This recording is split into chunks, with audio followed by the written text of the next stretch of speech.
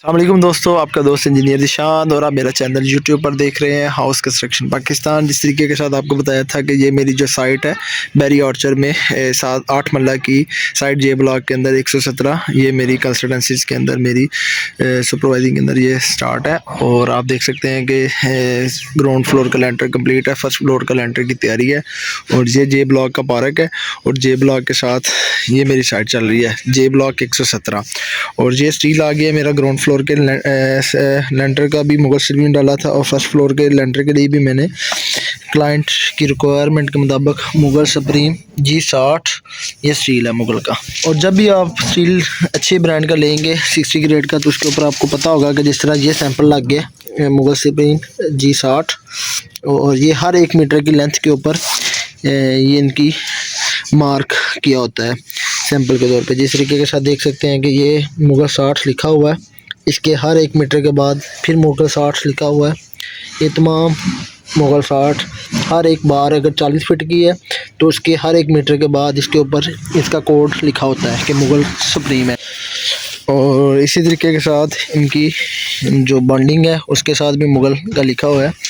और जब भी आपने रेत प्लस्तर के लिए इस्तेमाल करनी है तो आपने चनाब की रेत इस्तेमाल करनी है। अब जिस तरीके के साथ देख सकते हैं कि बिल्कुल साफ़ है, इसके अंदर मिट्टी नहीं होती। और जो फर्शों के अंदर आपने पत्थर डालना है वो आपने दीने का या सरगोदा का सब बेस का मटेरियल डालना है।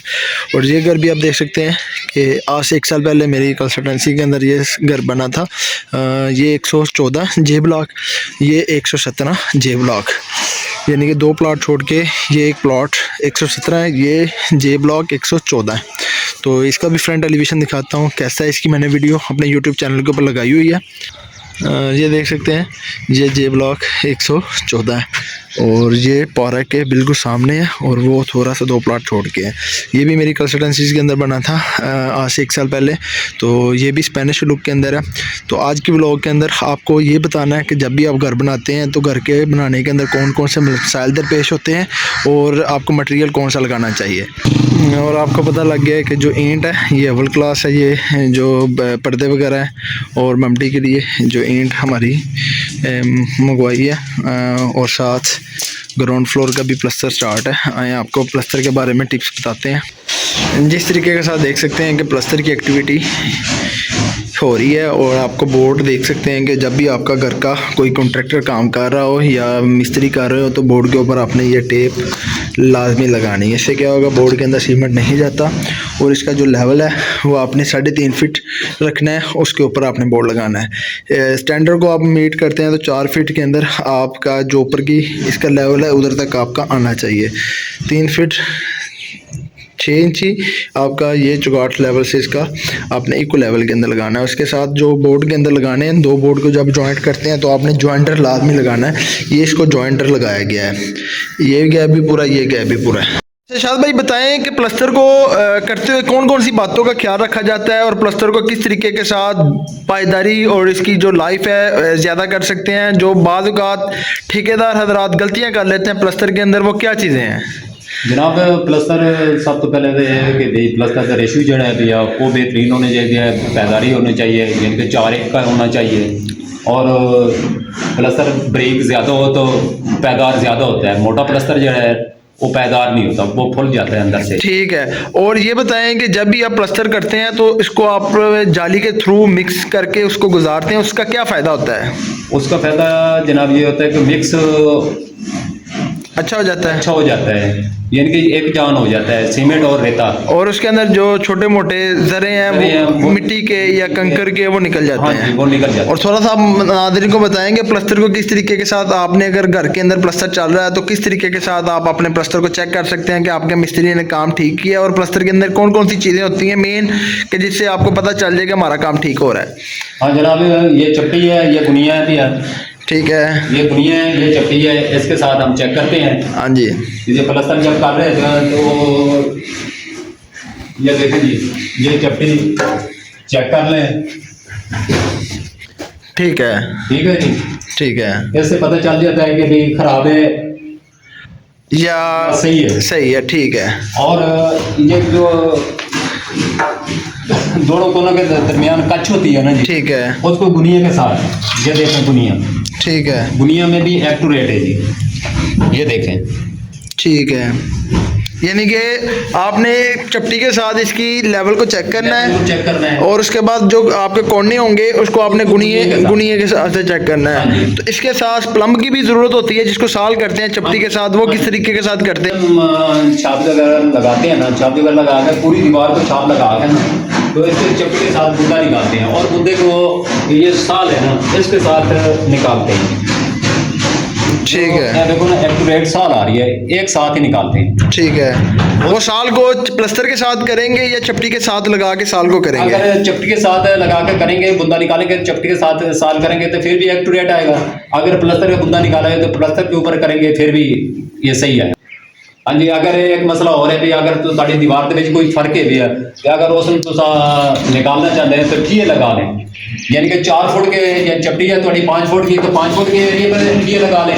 अगर 4 फुट की है तो 4 फुट की, यानी कि 4 फुट के हिसाब नाल सारे ऊपर थल्ले ठिए लगा लें। ठीक है, ठिए भी साल के साथ लगा लें, ठीक है, क्योंकि बाद में आपको दिक्कत नहीं होगी। ये इसको कहते हैं प्लम्ब साल, जिसको कहते हैं, इसको कहते हैं चपटी, और इसको कहते हैं गुनिया। और उसके बाद जब आपका प्लस्तर हो जाना है तो इसको स्मूथ करने के लिए आपको स्पंज की जरूरत होती है। आपको फिर एक दफा मैं अपने मेजन को कहता हूँ कि आपको प्लस्तर को किस तरीके के साथ आप चेक कर सकते हैं। अब ये देख सकते हैं कि बिल्कुल आपकी जो चपटी के अंदर कोई दर्ज इसके अंदर नहीं जा रही है। ये देखें, मैं इसको लगाता हूँ, ये मेरे अंदर नहीं जा रही बिल्कुल, और ये दर्द बिल्कुल ठीक है। अगर इसके अंदर थोड़ी सी दर्द हो और आपस में ऊपर वाली चपटी और नीचे वाली चपटी के अंदर ना मिले तो समझिए कि आपका प्लस्तर प्लम्ब सही नहीं है। तो उसको अगर आपका ऐसे अगर आपका इस तरीके के साथ इतनी दर्द आए, जिस तरीके के साथ इन्होंने खुला रखा हुआ है, हाँ जी, तो समझे आपका प्लस्तर सही नहीं है। समझे इन्होंने प्लस्तर को ऊपर चपटी ऊपर लगाई हुई है, नीचे से इन्होंने हवा बार इन्होंने हाथ बाहर निकाला है, जिसके अंदर आपको स्पेस नजर आ रही है। अगर बिल्कुल साथ है, उन्होंने देखें दूर से बिल्कुल साथ लगाया हुआ है और आपको चपटी बिल्कुल लाइन के अंदर आ रही है, तो आपका प्लस्तर बिल्कुल ठीक है। और जब भी आपने काम करना है तो आपने मिक्सिंग का खास ख्याल रखना है। जो आपका रेशो है प्लस्तर के लिए कमरों के अंदर या अंदर का आपका प्लस्तर होता है, उसके अंदर आपने 1:4 लगानी है, और बाहर के प्लस्तर के लिए आपने 1:3 लगानी है, क्योंकि बाहर का टेम्परेचर कुछ और होता है, बारिशें होती हैं और मौसम का क्लाइमेट चेंज होता रहता है, और जिसकी वजह से सीपेज बाहर से अंदर ना आए। तो जब भी आपने घर के अंदर प्लस्तर करना है तो इसको प्लस्तर करने से पहले नीरो लगाना है। नीरो को आपने मिक्सिंग करके जो इसका पेस्ट होता है उसको बना के, तो उसी के तौर पे इसको छान के फिर लगाना है। तो प्लस्तर को जब भी आप कर लेते हैं तो उसको आपने 7 दिन तक अच्छे तरीके के साथ पानी लगाना है। पानी लगाने से क्या होगा कि आपके घर की जो प्लस्तर की लाइफ है वो अच्छी हो जाती है, और जिससे आपका प्लस्तर जड़ता नहीं है। और जब भी आपने फ्लोरिंग की तैयारी करनी है तो जो नीचे वाली ज़मीन होगी उसको आपने अच्छे तरीके के साथ गस्सू को अच्छे तरीके के साथ पानी लगाना है। जब भी आपने घर की फ्लोरिंग डालनी है तो पाइप शाइप डालने से पहले, सीवरेज के या बिजली के पाइप डालने से पहले आपने इसकी अच्छे तरीके के साथ कंपैक्शन करनी है। तो ये देख सकते हैं कि आपको जो पानी इसका लगा हुआ है, हमने इसको अच्छे तरीके के साथ पानी लगा दिया, जो मिट्टी बैठनी है वो बैठ जाए। ये किचन वाला एरिया है, तो इसके ऊपर हम अच्छे तरीके के साथ जब ये ड्राई हो जाएगा इसके ऊपर कंपैक्शन करेंगे जंपर के साथ, कि जो जंपर वाली जितनी जगह बैठनी है बैठ जाए। उसके बाद फिर प्लम्बर अपना काम करेगा, जो पाइपलाइन लिंक करेंगे, तो उससे क्या होगा, जो चीज़ बैठने का खर्चा कम हो जाता है।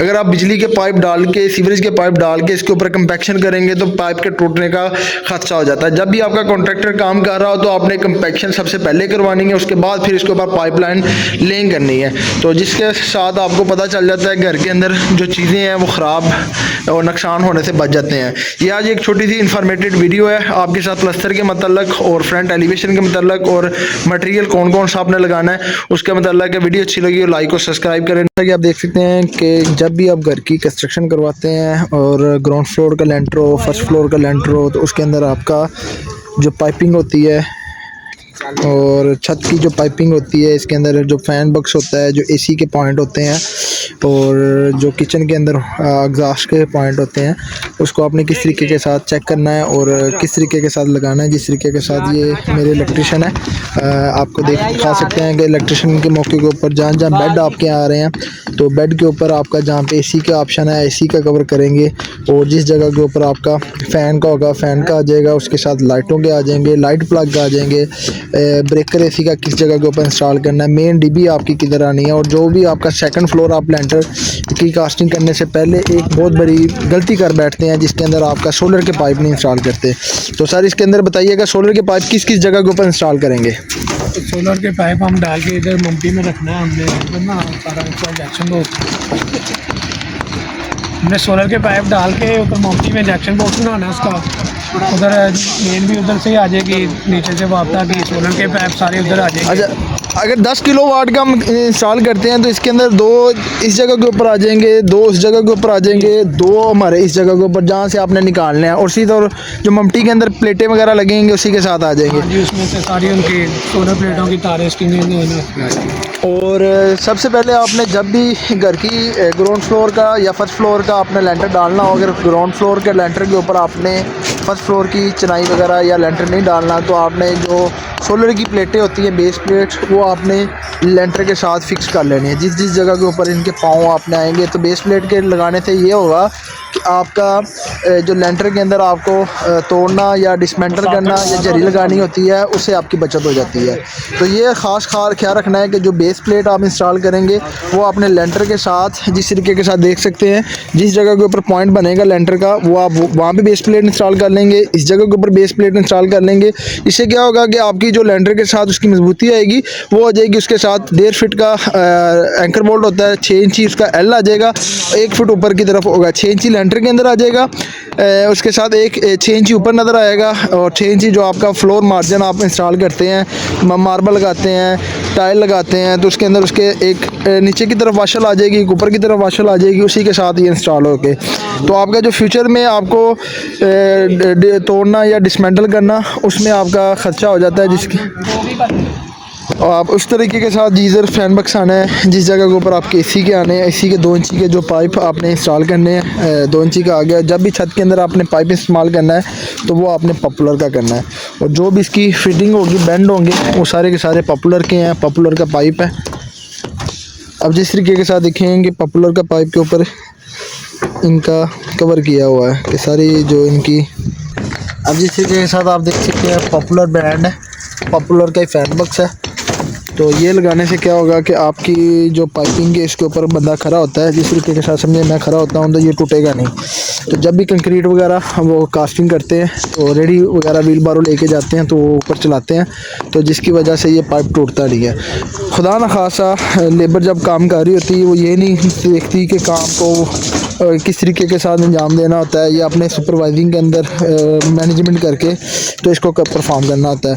अगर वो टूट जाए या उधर से पाइप निकल जाए तो वो ये नहीं करते कि बता दें इलेक्ट्रिशियनों को, तो वो समझे इसके ऊपर कंक्रीट डाल देते हैं। जब ये आपका पॉइंट बंद हो जाए तो समझे कि फ्यूचर के अंदर आपको बहुत बड़ी प्रॉब्लम फेस करनी पड़ती है। फिर आपको छत के अंदर सुराख करके तो फिर आपको पाइप इंस्टॉल करना पड़ता है। इसी के तौर पे आपका जब भी काम आपने करना है, तो आपकी फर्स्ट फ्लोर का लेंटर डाल रहे हो तो सोलर के पॉइंट आपने लाजमी रख लेने हैं।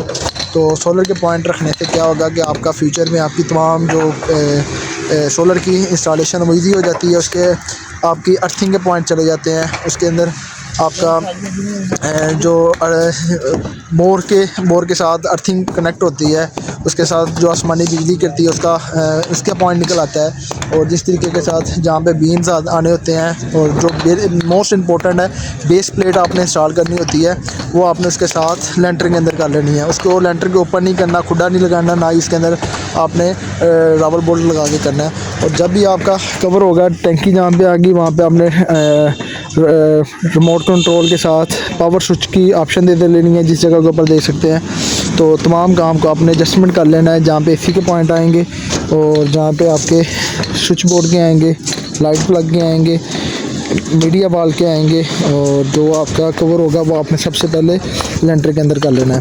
और ये 2 आपकी मेन के पाइप होंगे वो 2 इंची के होंगे, और जो सोलर सिस्टम हमारा वो सामने दीवार है उसके ऊपर आ रहा है, और ये हमारा ओपन टू पैशो है। तो जो भी इलेक्ट्रिक के काम करते हैं या बिजली के, उसके साथ आपने अच्छे तरीके के साथ चेक एंड बैलेंस कर लेना है कि जो भी आपका पाइप हो उसको गिरा अच्छे तरीके के साथ लगे। अगर आपका पाइप इस तरह आगे पीछे मूव करे तो समझिए कि वो पॉइंट आउट हो जाएगा। लाइट्स का आपका ऑप्शन आ जाएगा कमरे के अंदर, और ये सीलिंग को देख सकते हैं कि तारे के साथ ग्रिप किया हुआ है, और स्टील के नीचे हमारा स्पेसर आ जाएंगे जिसे कंक्रीट कवर कहते हैं, उससे क्या होगा कि पौने इंची के साथ जो छत के अंदर कंक्रीट की कवरिंग होती है, स्टील ऊपर आ जाता है तो स्टील शो ना हो। तो वीडियो आपको अच्छी लगी है बिजली के मतलब तो चैनल को लाइक और सब्सक्राइब करें। नेक्स्ट वीडियो मिलते हैं। अल्लाह हाफिज़।